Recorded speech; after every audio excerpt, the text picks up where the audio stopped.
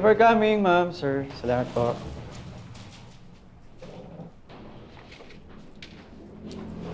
Ay nako, nag-resign na naman yung crew nating panggabi. Kailangan may mag-overtime sa inyo mamaya. Pwede ka ba, Chito? Ma'am, hindi ako pwede kasi may gig ako mamayang gabi. Eh, ikaw, Marv.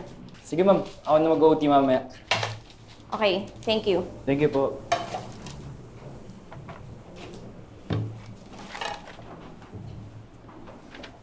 Tol, buti pwede ka. Ayos lang, wala naman akong lakad mamaya eh. O, edi sige, babawi na lang ako sa'yo kapag nag-date na kayo ni Eileen. Wala na kami, tol. Kahapon lang. Ganun? Sorry. Kamusta ka naman? Ito, syempre, malungkot. Dapat pala talaga magpa-busy ka dyan sa trabaho mo para hindi mo naiisip si Elaine. Tingin mo? Oo, ganyan ginagawa ko pag na-miss ko yung ex ko eh. Kaya tama yan, lagi ka mag-OT. Sige. Namimiss mo ba si Elaine ngayon? Oo eh. Ganito. Linisin mo yung banyo, punasan mo yung mga salamin, tapos ayusin mo na rin lahat ng table. Ako gagawa ng lahat ng yun? Oo, para hindi mo maisip si Elaine. Ano ba unahin mo gawin? Mesa... Sumbong kaya kita tayo, ma'am. Iniisahan mo na ako eh. Ito naman, nagsasuggest lang naman ako eh. Mag-OT na nga ako eh. Ay, ma'am, tinapay po. Ay, hindi na. Thank you. Nakaluto na kayo ng katanghalian? Ay, ma'am, di pa po nakakaluto si Ate Baby. Hello! Hello! Uy! Hi, Elsa! Ay, kasi sabi ko pa lang po kay Ma'am Elsa na hindi pa po nakakaluto si Ate Baby. Uy, ano naman ngayon? Ay, hindi po kayo makakahingi ng ulam. Hay, nako. Hindi ako manghihinging ulam. Lalo na kung si baby ang magluluto. Oh, ba't naman?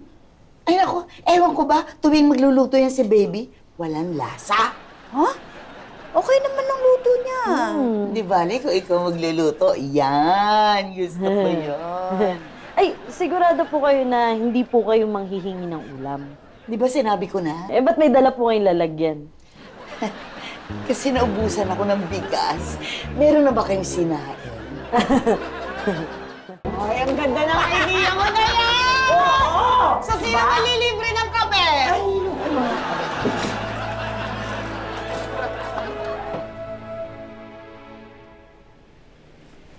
Anong ginagawa mo? Inintay ko po dumami yung viewers ko sa FB Live ko.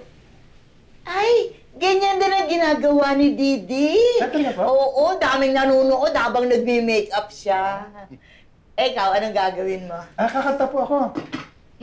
Kakanta. Apo.